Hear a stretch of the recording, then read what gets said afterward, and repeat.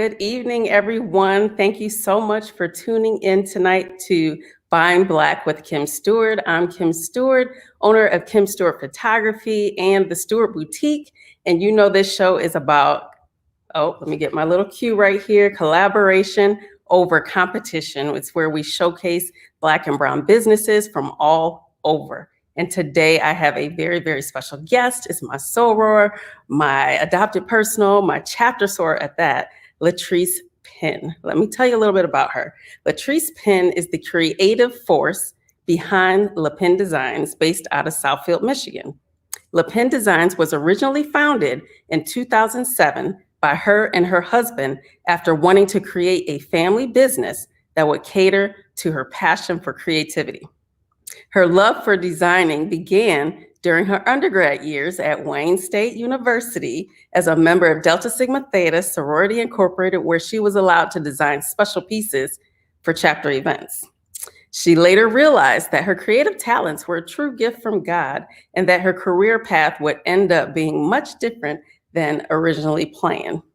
Her full-service stationery and graphic design studio services clients all over the world for weddings, corporate events, and social celebrations. As the owner and lead designer, her main objective is to give her clients an unforgettable design experience and provide them with timeless keepsakes, stationery that they will cherish for years to come. As an award-winning designer, her work can be easily seen in many online and print publications such as Inside Weddings, The Knot, Metro Detroit Weddings, Munaluchi Bride, The Bee Collective, Essence, and many, many more.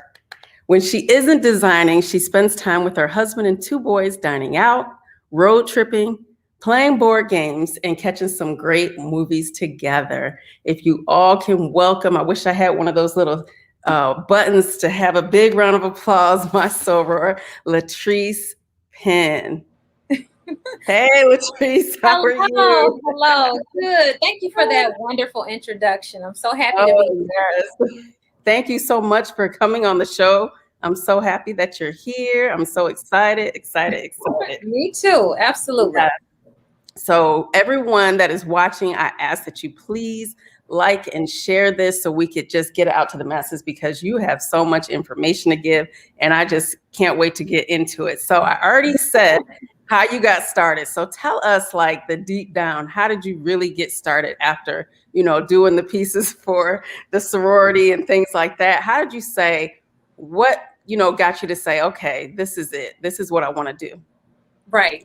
So I feel like I just had this love for being on the computer, like just even through just all my college years, I could literally just sit there and just tinker. And I'll take it back real old school for some people. If you remember Black Planet. So those of you who remember Black Planet, I had one of those pages where I could add music, make the pictures move, change the background, and I just loved it. And so like when it became time for us to figure out what business, I really had to think deep and hard to what just came naturally, what made sense, what could I do that just seemed like an easy transition. And I said, well, I love being on the computer. I love designing. And then just the paper aspect of creating invitations, it just clicked. And I said, okay, that's what we'll do. We'll do invitations, stationery. And it was literally that, I hate to say easy, but it was just that easy because I just connected the pieces to what I was doing anyway. And it seemed just easy enough to get into. And I'll share more about how it was not as easy, but, but at first it did. And I started off with just trying to figure everything out, printing samples. That was like the first thing that I did. I said, okay, if I'm going to do this, let me try to physically do some things to see if I'm even able to. And so I did some research. I started off with simple software, like, when you're working in Publisher or you're working in the Photoshop, and eventually led to Adobe Creative Suite as I figured it out. So I printed up a bunch of samples and I literally had put together my first portfolio. And I said, okay, I'll take this little portfolio. So it was all made up events because, I hadn't booked a client yet. So I just put it together and I just toted it with me. Like if, let's say I knew someone was getting married or someone in the family or the sorority, those were the people that took a chance on me. And I appreciate them so much for doing that. But that's really how it started. And then by the time I booked my first order, I'm sure I was very nervous, but I just took my time. I designed it, let them look at it, and just from there, the rest was history. Wow, that is amazing. That is amazing. So first, now your husband helped you with this. So does he and the boys, do they come in and do they help sometimes, like on the weekends or anything? Or are they like, I don't know, Mom. Well, they are a huge help, seriously. So in the very beginning, we would like work together, actually assembling invitations, assembling layers, making delivery. So it was so fun. And then eventually, as this thing started to get really serious, it started to get really intense. It kind of transitioned to me kind of going 100% fully focused, especially as it started to become my full-time job and not just like a secondary job. And so it transitioned to me kind of running everything, but then still having, his wise counsel behind the scenes to help me with things. And so now at this stage, it's still there. If I need help with an order, if I need help with a package, if I need help, toting something to the office, they're all right there helping me. Oh, that's so good. Yeah. And then my oldest son, so my other business, the Greek Pen, which is my line of sophisticated stationery and specialty gifts for Greek lettered organizations. My son, he's actually my production assistant. And so bring home, he has a real job, like seriously. And he looks at me like, where's my paycheck? Where's my paycheck? Yeah. He literally helps me with the orders. Like I'll bring home printout of the orders. And then the little one, he'll run in like, Charles has Greek Pen today? I'm like, yes, he has. And so he'll take it. He'll go to our work area in the basement. He'll pull the orders, put them together, get them ready for me to check and get them packaged up and ship out. So it's truly a family business. It really truly is a family business. I love that. I love that. And creating generational wealth for the babies. Absolutely. I love that so much. Now, with that being said, I love your feature. And what is it? The knot in the wedding wire? The article, yes, the article about where you said the best way to scale your business is to outsource. I love the whole thought of outsource, especially being a solopreneur and wanting to do everything yourself. You really cannot do everything yourself and still just focus on your craft. So tell me about that. How did you? I mean, family helps. That's not really outsourcing. You know what I mean? Right. They're like expected to do that. Yeah, right, exactly. So how did you start outsourcing and what did you start with outsourcing? Sure. And I came into the whole outsourcing idea, I think really late. Like when I did it and it worked out, I was like, oh my gosh, I should have done this years ago. So what happened is, the business started to take off. So this is probably around maybe 2016, 2017, I really started to get into my whole mode of, okay, this is really what I'm going to do. This is for forever, right? This is it. Like I'm in it to win it no matter what. And so things started to get really busy. I started to get like a lot of referrals from repeat clients or just referring me to other people. And I started to feel that pinch of like, I'm getting backed up. I'm feeling a lot of pressure. I feel like this is a good thing, but it's hard for me to manage. And I finally said, you know what? I need to stop being scared of bringing someone on the team. I need to just hire someone. Yeah. So the first decision I made, I thought about what position would that be? What does that look like? What do I need help with? And I said, you know what? A graphic design assistant would be perfect. And so I put out an ad on Indeed. And then I got a lot of applicants in, and I went through an interview phase and I hired my first graphic design assistant.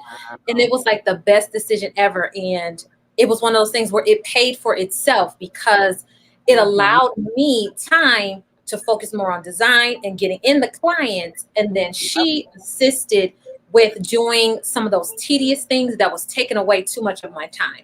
And I haven't looked back since. So I've had a graphic design assistant since then.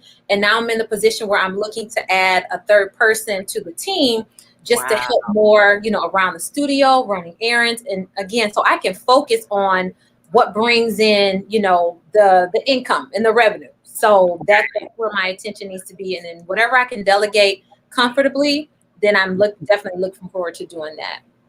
Wow, that's awesome. So was it hard to give up a little bit of, you know what I mean? Because it's like, it A had to little be. bit. It, Yeah.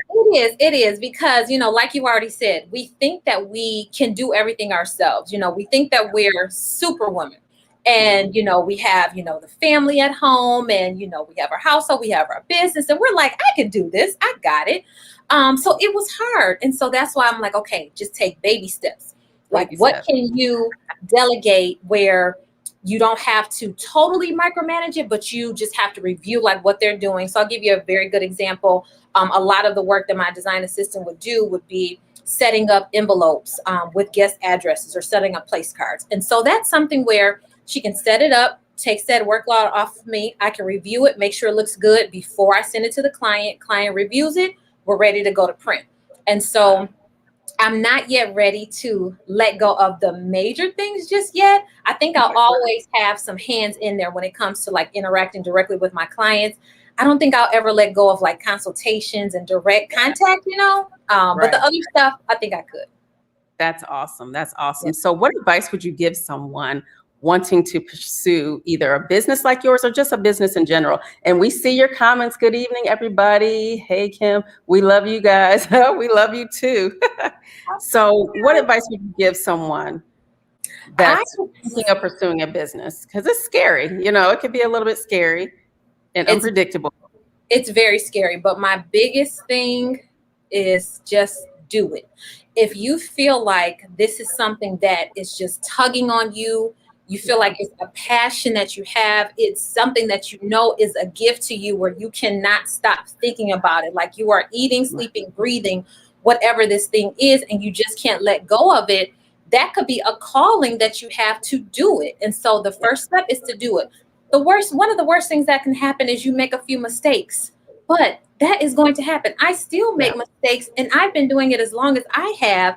And there's still things that I might make a mistake on. And I'm just like, oh my gosh, how did I do that? And then I have to remind myself, you are human. You are not a machine. You are not perfect.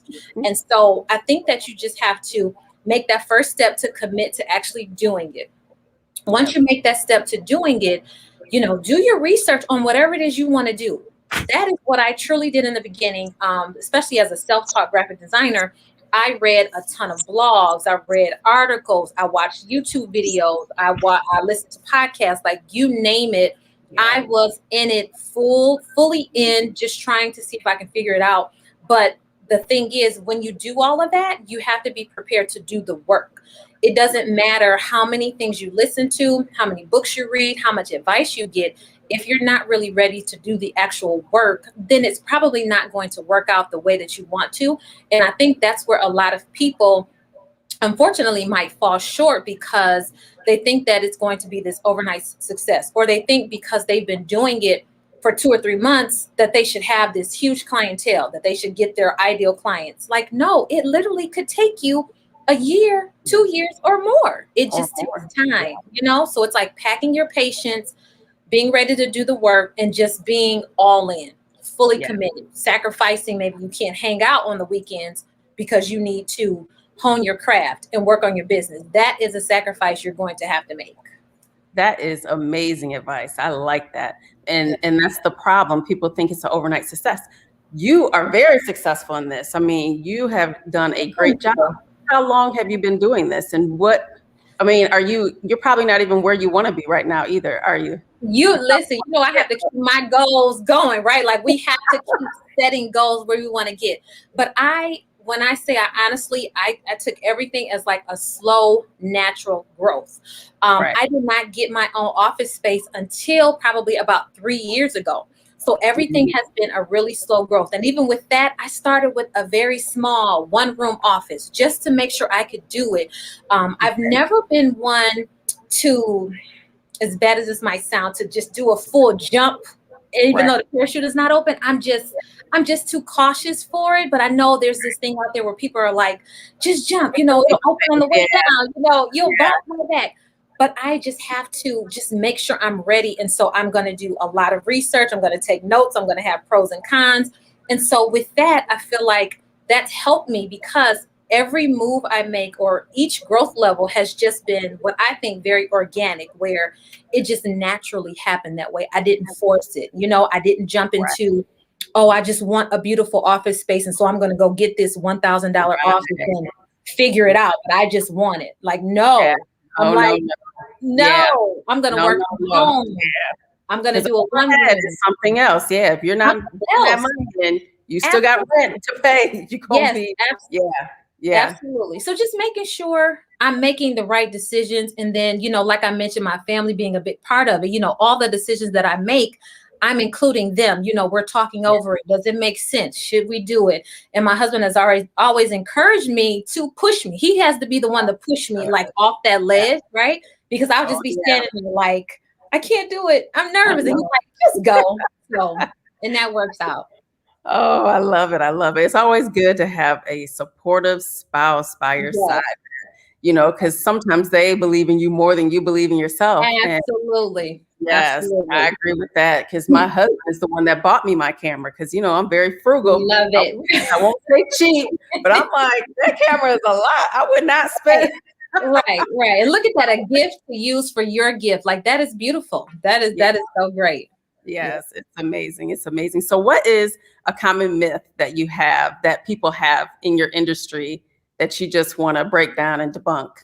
So the first thing people say, either when they find out what I do or when they come, let's say for a consultation or a meeting or whatnot, they're like, this seems like just the most fun job in the world. Like it's got to be just so easy and fun to just like play with paper all day, right? Oh gosh.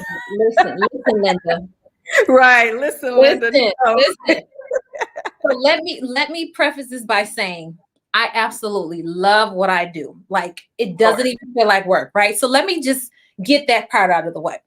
And the reality is that this is hard. Like it is hard. I literally at the end of a work day, I am mentally drained, mentally exhausted because I'm Wow. constantly thinking like all day. So even though I might not be out in the field like other people doing physical work and things like that, but my brain and mind is like working overload all day because Wow. it's constantly switching gears. It's constantly, making sure I'm handling client service and making sure I'm doing emails, making sure I'm getting something to print on time, making sure materials are ordered, making sure when I'm designing, I'm being very intentional and okay, do these fonts work? Do these graphics work? Does this represent my client's event, wedding, celebration, the way it's supposed to have the right feel, the right tone before I even send it to them. So I'm thinking about that. I'm thinking through, are these font sizes large enough or small enough? Will this placement work? When the guests get it, when the guests receive it, is it functional? Will the cards fall out when they open it? Will they be able to locate everything? Like I'm thinking through all the things that my clients will not think about because that's why they're investing in me to do it. Do it. Mm-hmm. They don't want to think about if they pick the right paper that will print properly. Like I have to make sure the ink color, the foil color that we pick will print correctly on that paper. There's different textures, there's different weights, there's different thicknesses. Like I have to make sure I'm thinking about all of those details that add up to just the big picture in the final product that they see. And they're like, oh my God, I don't know what it took to get to this, but I love it. I'm like, if you only knew, you would appreciate it even more. So walk us through, what is a regular full day for you? Okay. Like you have like a regular, like, okay, 7 a.m., get the kids out to school or get them all set up, do this, check my emails first, or do you check it after a certain time or only one time, 3 times a day? So run us through your day. What's your day like? Okay. So every day can be a little bit different, but if I can kind of summarize it. So wishful thinking, the wishful thinking part of me would love to say, I get up out of bed at 6:30 every day. But look, my family at home is watching this like, no, she does not. She's in the bed scrolling on Instagram at 7:00. So I'll say that I do try to get up at least like around 7, at least starting to rise. I have, my time in the morning. I need to do better with the meditation or, time with God, but at least I'm getting up and I'm not rushing to work. I'm at least having that time to be thankful, be grateful, think about what the day looks like, right? So I'm starting out with that. And then after that is like, I am grabbing the phone. I am addicted to seeing what emails came in, what tags I might have. So honestly speaking, I'm kind of doing a little, scroll through, see if there's any like fires that happened, overnight that I got to put out when I get to the office. Then from there, it's kind of, we have our like family time in the morning before everybody's getting ready for like work and school. So we're going through that whole thing. And so I get to the office probably about, on a good day, maybe by 8:30. If I have some errands to run, maybe I'm getting in by 9. So I get to the office and I usually know like what design work I have to do because either that day before I've already like planned out or put it on my schedule. These are the proofs I have to do. But I also have a schedule in place, like a big calendar where I can look and see like what's coming up, what needs to be worked on, what needs to be revised, what maybe I need to catch up on. And so what I'll do is I'll start with like checking some emails, anything that's urgent or priority, I'll do that. And then I'll start seeing like what clients need what in order of like priority. So if I have, let's say, a wedding that's coming up this weekend or next weekend, I'm making sure everything is going to be ready for them to pick up. Or I'm making sure if they're up for production that I'm getting all the files to print. So it's like that combination, going through emails, but yet at the same time, getting things set up, getting some things from my assistant, going through all of that. I may have some phone calls scheduled. So I already have it on my calendar. And so I'm constantly checking my calendar to see what time I have things come up. So let's say I have a 11:30 call. I have a stationary chat with someone. I'll hop on the phone with them. Right after that, I'm back to my computer. So pretty much I'm tied to my computer during all of these periods and just working in different areas. Let's say if I have to run to my print shop, I'm trying to do that later in the day, so it's not too disruptive to the actual workday flow. So, the stuff in between is probably kind of boring because it's just a lot of like designing, revisions, answering emails. The phone is ringing. So I'm answering the phone and just kind of jumping back and forth between those tasks. Yep. And then by the time the end of the day gets here, let's say it's probably around maybe 5:30. I start to feel a little tired, like, okay, I think I'm ready. And so anything that's like really urgent, I'm looking ahead to the next day. So like if I know I need to get something to print and I didn't order the materials early in the day, I'm like, okay, let me order these materials before I leave out of here so I don't get busy the next day. So it's kind of checking off those last things that are really, really important to do. Or if I had to make a real quick update and I need to get this to the client before I shut it down, I'll do that. And then run any errands, and then I'm back home. So. Wow. Now, listening to that though sounds draining. So I can see why you're drained because you're kind of jumping from here to email to design to, phone call to printing shop. So I can see because, sometimes at work. Now, first of all, this is your full-time job now, right? Yep. Okay. Full-time. So when did you transition from, it my being 9 to 5? Yeah. 2010. 2010. Okay. Yeah. Wow. And the way it happened, it was a blessing in disguise. I was working at Chrysler Financial, and then we went through, they were going through a layoff. They were closing our facility. And so I was working Le Pen Designs and Chrysler Financial at the same time. So I literally had 2 jobs. I was pregnant with our first child at this time. And so it was one of those things where it's like, okay, I'm about to be laid off. It comes the natural, like, here comes unemployment. So it's like, let's figure this out. We'll, stay in that lane because at least that's covering some things, in that immediate. And I never looked back. Like I never went and found another job. I never, just had that whole, like, this is not going to work. I got to go get a job. It's like, we had a talk and we were like, we're going to make this work. This will be good for the family. I'll get to be home with the baby. And so I made it work and I haven't looked back since. Wow. That's amazing. I didn't know that. Okay. And I figured that once I saw your new office design here. I love it. I'm like, okay. Yeah, full time since 2010. Yeah. But I was still working from home. So I didn't get to the whole office situation until like 2017. So slow growth. I took my time with everything. Oh yeah, especially with the babies home. You know what Yeah. I mean? So that's just it makes sense. It Hmm. makes a lot of sense. So when you were at home before you got into your office, could you turn it off? You know what I mean? Can you turn off work while you're at home? Because I always hear people say, "Oh, it's so hard to It turn off work is. because you're still home and you're kind of doing everything." Right. It is hard. I've gotten much better than maybe what I used to be because once upon a time, I would be up still late on my laptop Yeah, doing things and just not really turning it off because it was hard. But I yeah, feel like over these, last few years, I've really focused on that work-life balance and yeah, being able to work as hard and as much as I can during the day. And then once I have that, 5, 6 o'clock mark, it's like, okay, you can still do things here and there on your phone, but really try to be present at home. And so it's getting home, just putting down any computer, any paperwork, trying to put down my phone. They're so addictive. yes. Putting, putting that down and just focusing on the family, catching up with all my guys, seeing how the day was. Our thing is to have dinner together every night. And so even before this interview, I'm like, let me scarf down dinner so I can have Right. time Oh, to get back here. Um, right. I'm very intentional about it. Like I don't set appointments in the evening during the week, and I let my clients know. I would love to meet with you. If you can't do weekday evening, I mean, if you can only do weekday evening, let's meet on the weekend. So that's kind of the compromise. I'll have meetings on Saturdays. And that usually works for the people who can't have a meeting with me during the weekday. And I Okay. let them know. I'm like, I'm wearing multiple hats and I really try to reserve my weekday evenings. That's where I put on the mom and wife hat and try to make that whole transition until I'm back to the office the next day.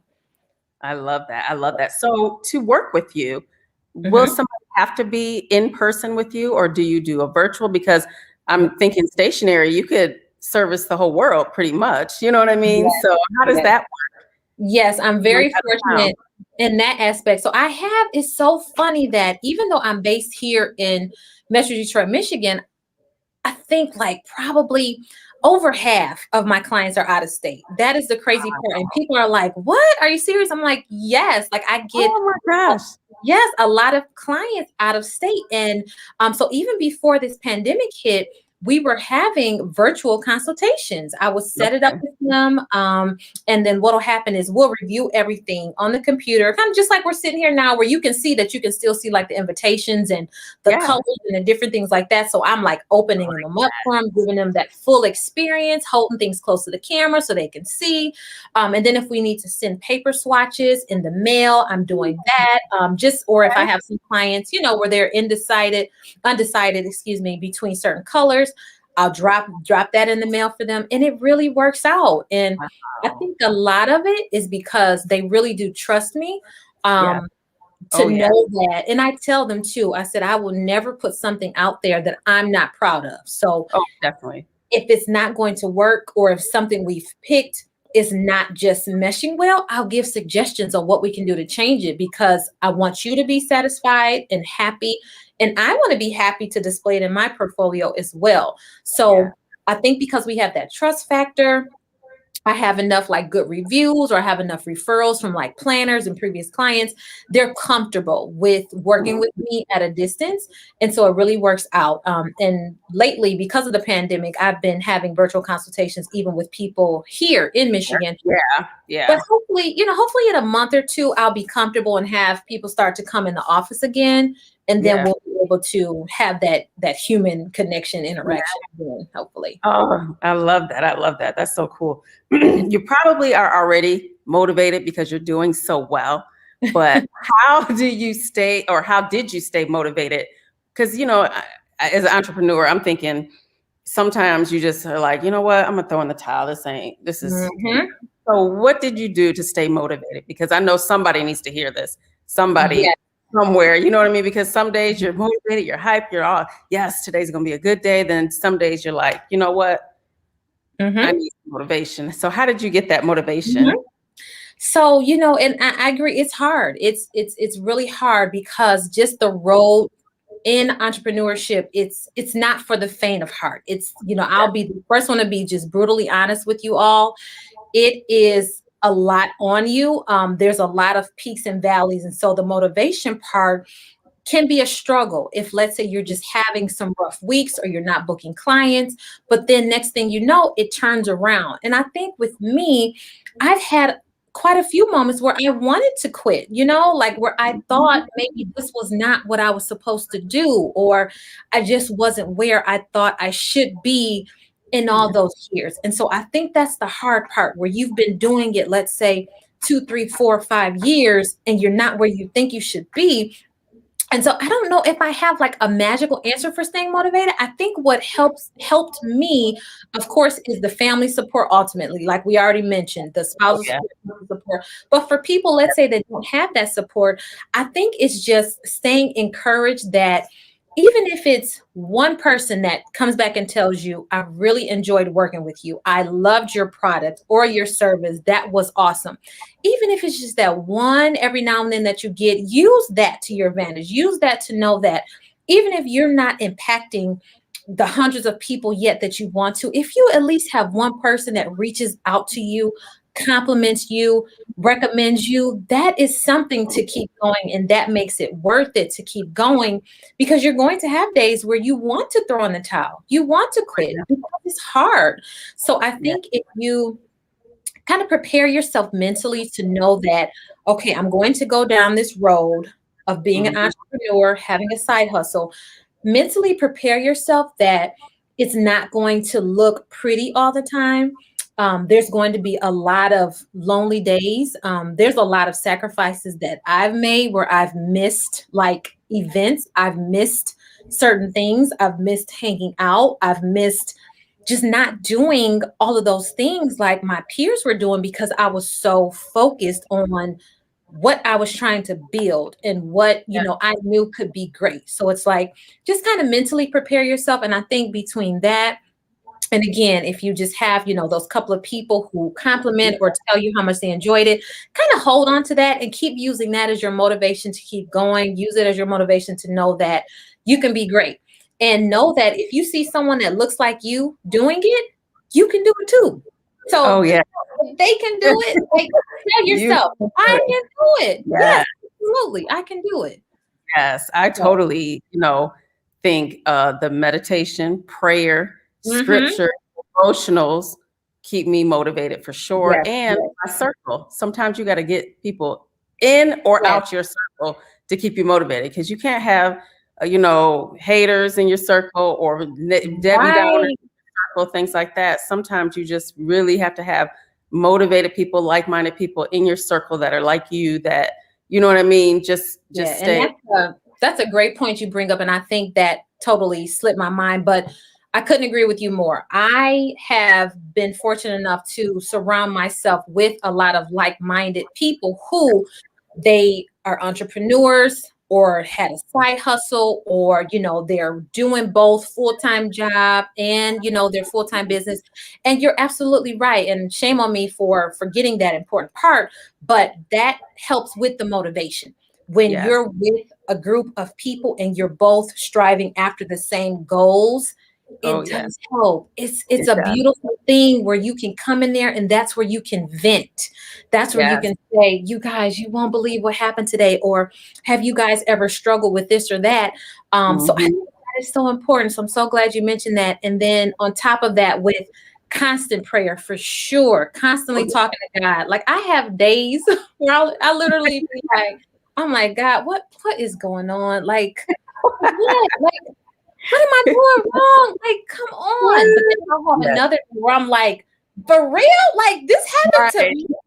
Like, are you serious? So that is absolutely there. And I have this thing with me, and I even tell other people, I really listen to my gut feeling, my instinct. I listen to that little voice.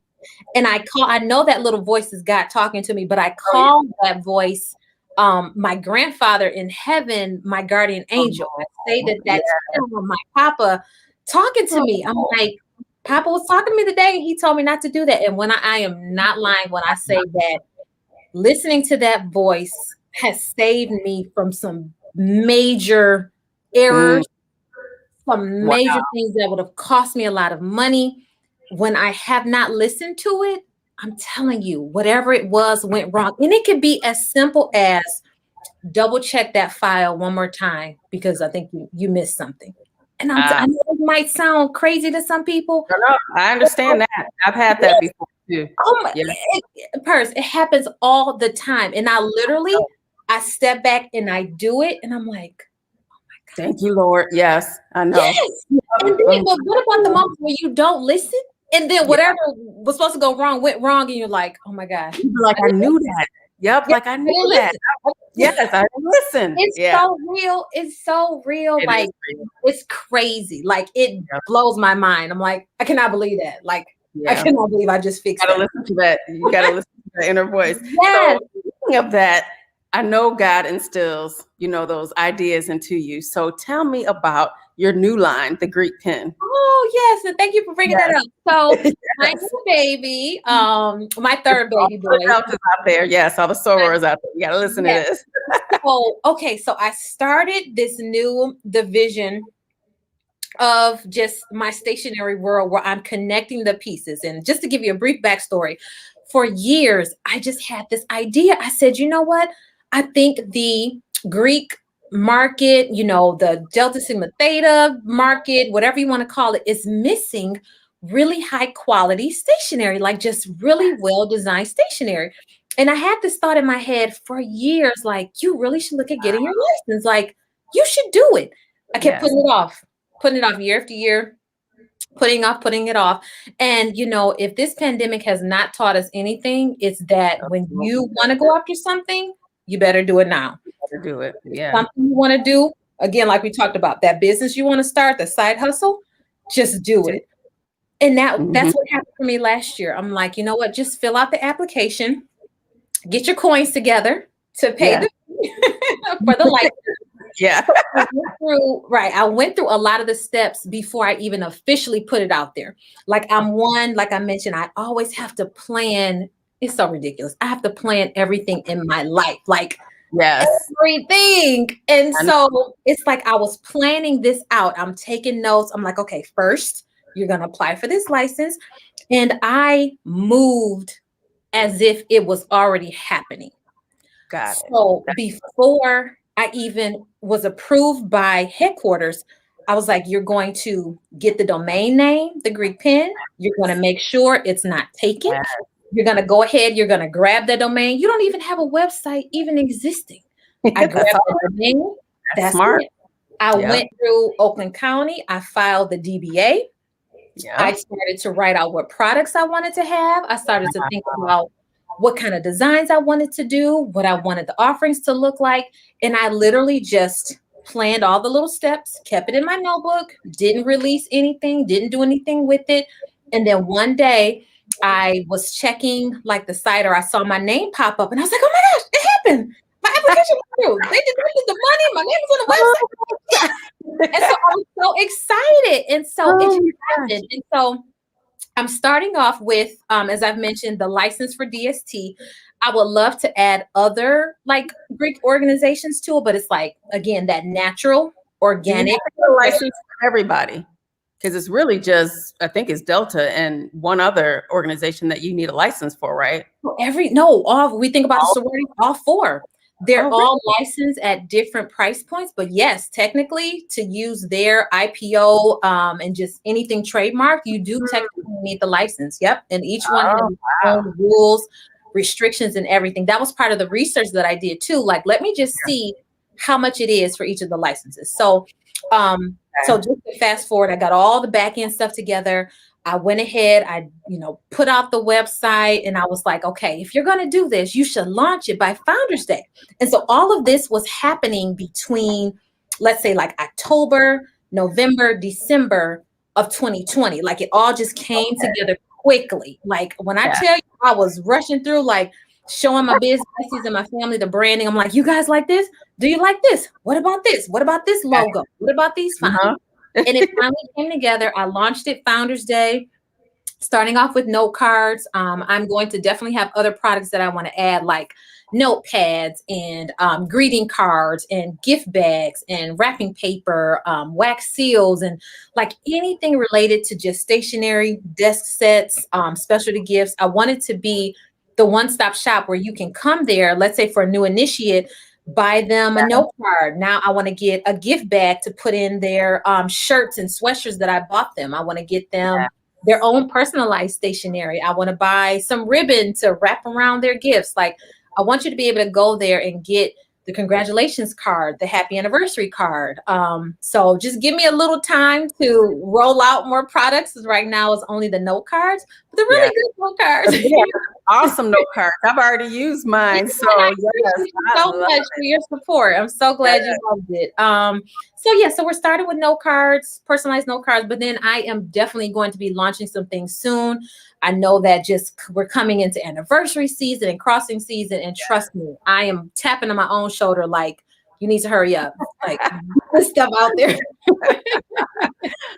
So that's where everyone can find the Greek pen, right? It's the Greek pen on Instagram and on Facebook. Yes, and GreekPen.com, right? Yes, exactly. Yep, all the same handle. Yep.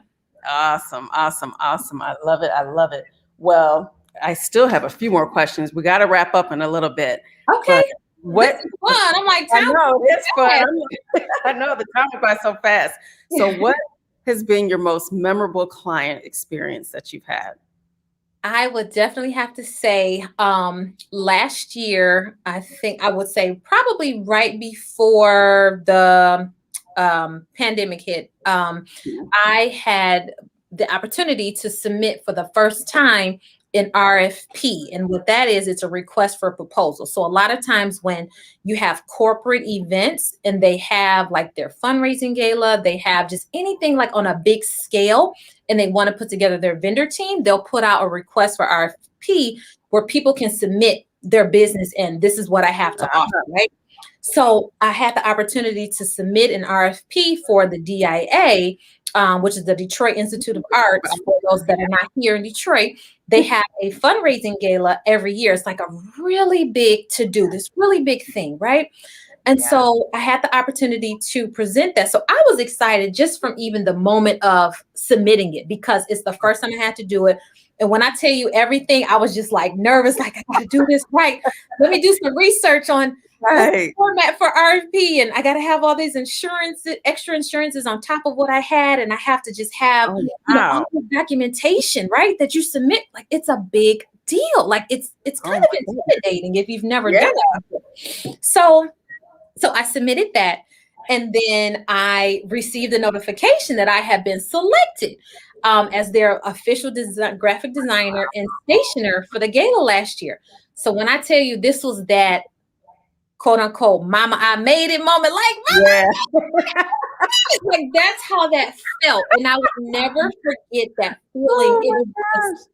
I think it will always be the most amazing feeling, because I was like, oh my gosh, like this is what I've been working for opportunities. To show what I can do on a bigger scale. You know, this little black girl from Congress, that's doing a thing with stationery. And I was like, this is it. This is what did you design for them? You designed the invitations, obviously. Yes. So we did I was able to do some of the marketing. So they had a campaign. So because of COVID, they had to switch gears to doing everything virtually. So I helped them with this virtual campaign, but we still did physical invitations.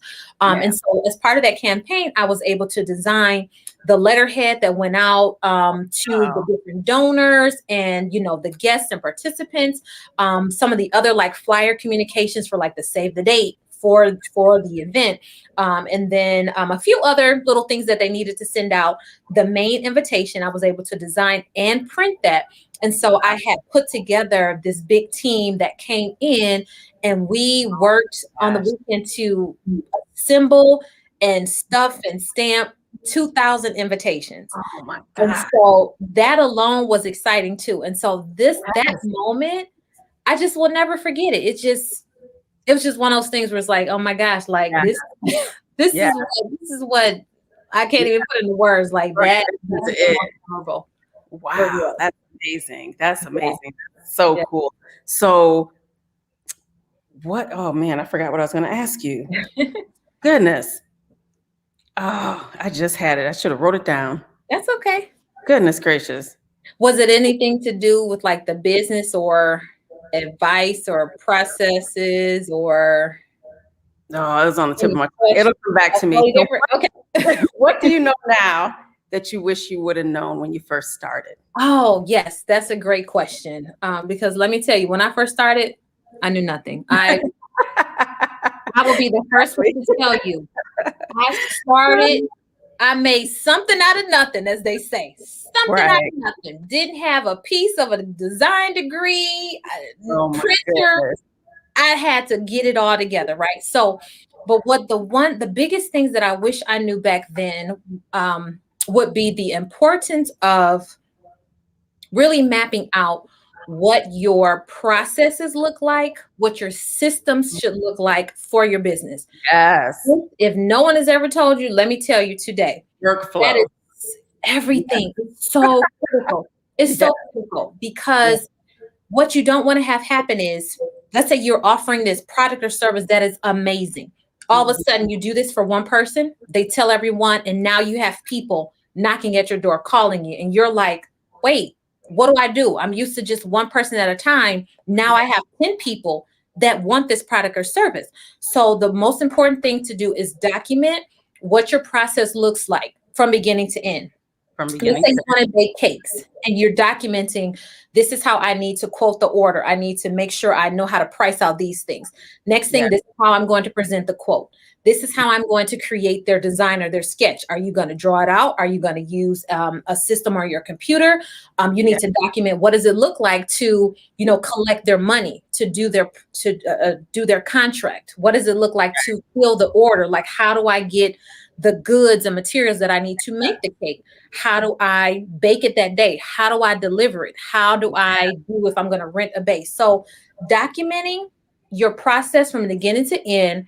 And then with that, figuring out what system works. If you need to have, like, if you just start slow and you start off with maybe a simple system where you can at least do your contracts online. So you know that when you get to that part, you send them the contract online, and then maybe everything else is by phone. Or if you want to be a little more sophisticated, you may be in a CRM like Tave or Honeybooks or something like that. Do you have a Tave? Okay. When I came out of 17 Hats, but that's another really good one that you can use. But just figuring out what that looks like to see if you need to load in any documentation in there, because maybe one of those steps require you to send out a questionnaire about their cake to get their colors, to get their style, their theme. So just really understanding what your process looks like, documenting that, and then filling in the blanks of how you need to execute that, because I didn't know anything about systems, workflows, processes. And I think if I knew that in the beginning, even having 1 to 2 clients, it would have helped me. So when that growth hit, it wouldn't be such a pain in growing. So that's a big part. And then another thing I would say, make sure, and we did do this part right, but make sure you have separate bank accounts. So your finances. Make sure you have your paperwork in order, because you want to be a legitimate registered business. Like, don't treat your side hustle as just a hustle or hobby. Treat it as something that is going to blossom into a full-fledged, probably business for you without your 9 to 5. So treat it as such. You file your paperwork, get your tax ID number, get that all set up with your bank. If you're going to go through the route of getting it trademarked, like, do all of those things before you start to brand it, and just set your foundation. Just get your foundation in order.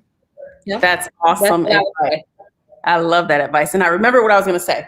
The third business, because when I said the Greek pen, your second baby, you said third. So tell me about which one. That was a shout out to my 2 boys at home, because they're probably listening. Baby.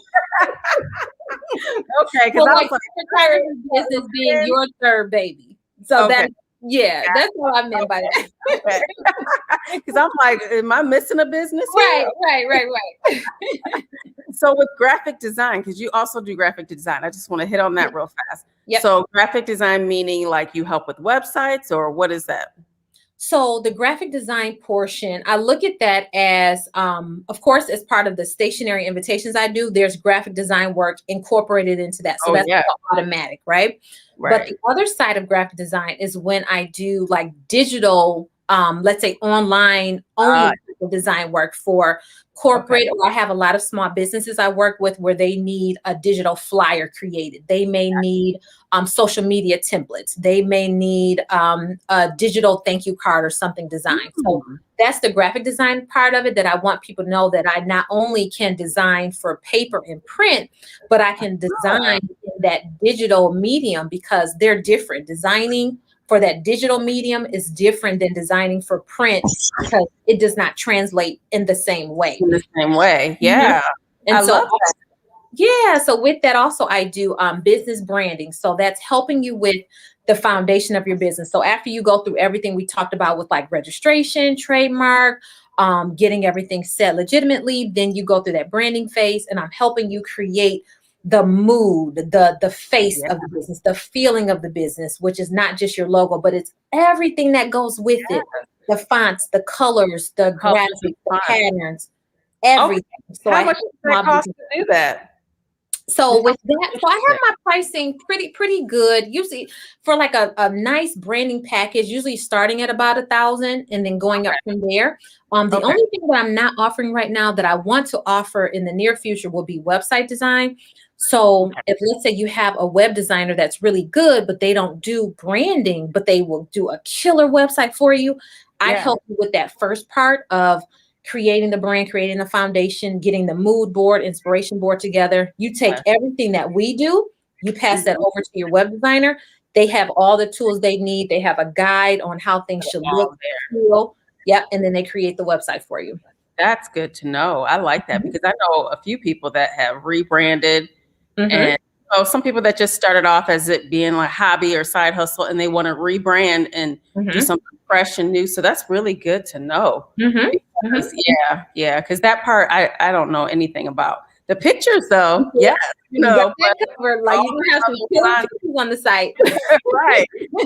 The fonts and colors and stuff. So. It's another world in its own. And it's just, you know, a part of us as a designer to help educate our clients, to show them, because I've had a lot of people, they come to me and they just say, oh, I just need a logo design. And the first thing I'll tell them is, I'm not just a logo designer, I'm a brand designer. And so if you come to me, we're going to go through that hard work of having you complete like a questionnaire, answer some questions for me. I need to dig deeper to your target audience. What motivates you? What do you want this to feel like? What do you want people to say about it? And so it's a lot more in it. And I just want them to understand that you can't put a logo. You need that foundation to go with it. So you know what to do with it. Otherwise, you'll be a little lost. Like, I don't know what font to pick. I don't know what colors. So because all of it creates the whole mood and the feeling. And absolutely. How you want your clients to feel when they see your website, you know, and those colors. Oh, I forgot. I'm sure you already know the colors. Like if it's blue, makes you happy. If it's red, it means, you know, all these type of things. And I'm like, exactly. And it's like, wow, that's deep. It's a lot of just, you know, psychological feelings that go with the colors, with the fonts, if how you want to make that statement, if you want to be a little more relaxed and kind of chill, or if you want to be like, you know, like I'm here.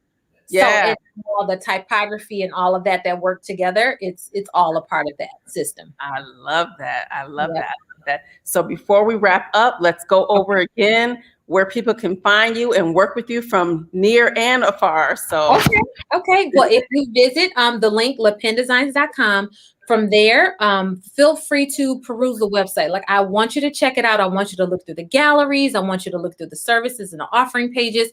And then if you feel like we're a good fit, just go right to that contact form, complete that for me. And that starts you off in the process of getting some fabulous stationery created. I'm very active on social media, especially Instagram. So you can get to all my social media pages from the website. Everything has the same handle. Pinterest, Instagram, Facebook. I'm not on Twitter really anymore, but you know, I have a handle there. But everything is at Le Pen Designs, and you can find me. And I love for you to follow me there, and I love for you to check it out and let me know what you think. Awesome. And also check out the Greek pen. Listen. Yes. That's what I remind you. If it wasn't for you, I would just be leaving my poor little Greek pen by the wayside. So I appreciate you. I gotta get used to it. Le Pen Designs and the Greek pen. It's gonna connect. It's gonna connect. Yes, Same way with the Greek pen. The social media handles are all the same. The Greek pen, Facebook, Instagram, and then you can order directly on the website. I have some beautiful cards set up on there if you'd like to go check those out as well. Awesome. Awesome. Thank you so much, Patrice, for coming Thank on. you. This is amazing. And you're It so was. amazing to do this. Like, can we give an applause to Miss Oh, all right. All right. We'll take it. Kim? Like, yes, like this is amazing. And I really Oh. hope it reaches a lot of people. It was really, really nice being with you tonight. Oh, thank you so much. This is amazing. You are amazing. Thank you and have a wonderful day. Okay, yes, you too. Good night, everybody. Thank you. Yes, good night, everybody. Thank you so much for reaching out and coming on. I'm checking the questions and I think we're good. Oh, wait. Okay, yeah. Awesome. All right. Bye, Purse. All right. Bye, Purse. Love you. Love you too.